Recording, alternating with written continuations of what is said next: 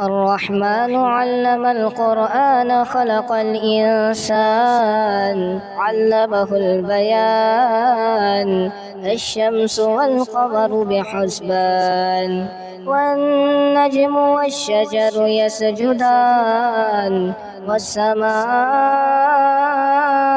رفعها ووضع الميزان ألا تطغوا في الميزان وأقيموا الوزن بالقسط ولا تخسروا الميزان.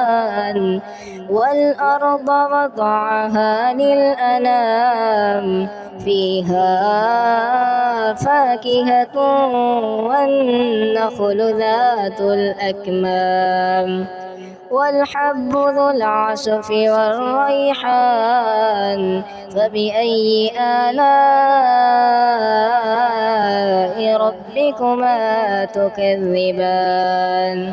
خلق الإنسان من صلصال كالفخار وخلق الجان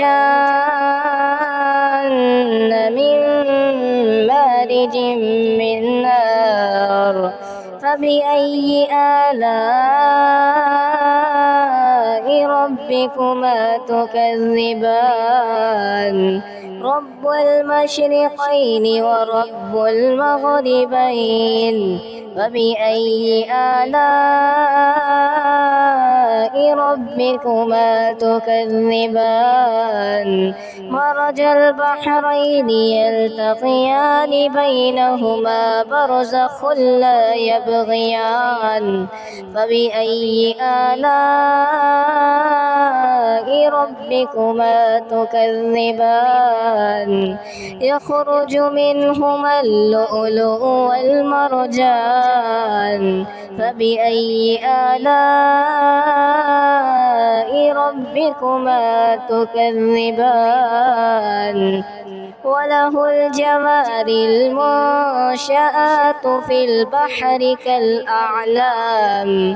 فبأي آلاء ربكما تكذبان؟